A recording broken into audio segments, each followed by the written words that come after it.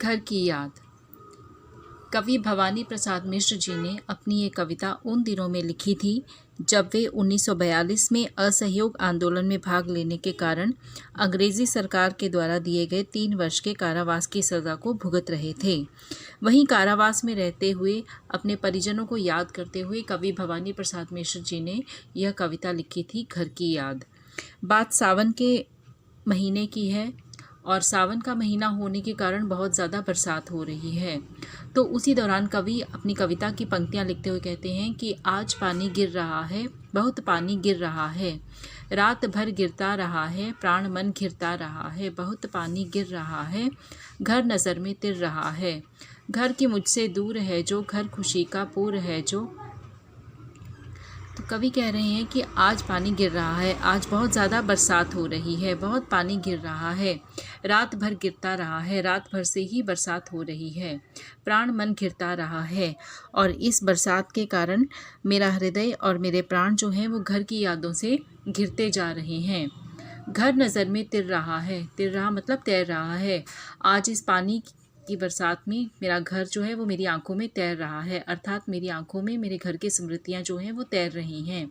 घर की मुझसे दूर है जो, घर खुशी का पूर है जो, वो घर जो इस समय मुझसे दूर है, घर खुशी का पूर है जो, वो घर जो मेरी खुशियों का पूरक है, अर्थात मेरे जीवन में खुशियों का आधार मेरा घर जो है वो मुझसे दूर है और मुझे उसकी याद आ रही है।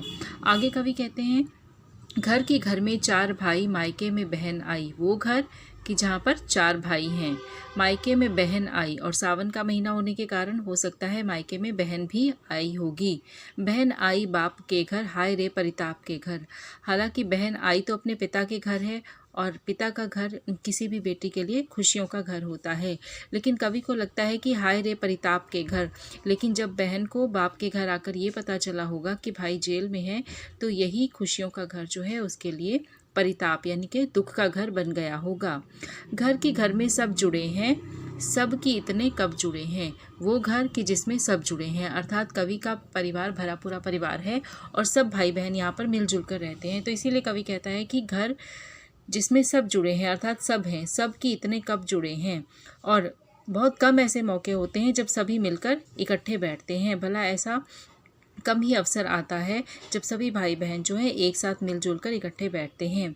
4 भाई 4 बहनें, भुजा भाई प्यार बहनें। कवि के 4 भाई हैं और 4 बहनें हैं।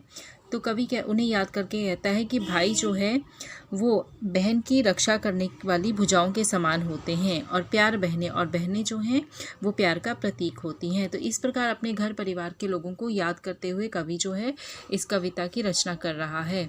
आगे कवि अपनी माँ को याद करते हुए कहता है कि और माँ बिन पढ़ी मेरी, दुख में वह गड़ी मेरी। और घर में और कौन है? घर में एक माँ है। मेरी माँ जो है वो बिना पढ़ी हुई है, अर्थात मेरी माँ पढ़ी लिखी नहीं है, अनपढ़ है।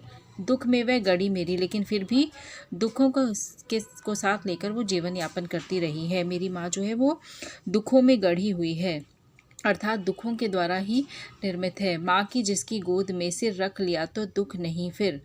वो माँ जिसकी गोदी में सिर रखते ही कोई दुख जो है उसका आभास हमारे मन में नहीं रहता है।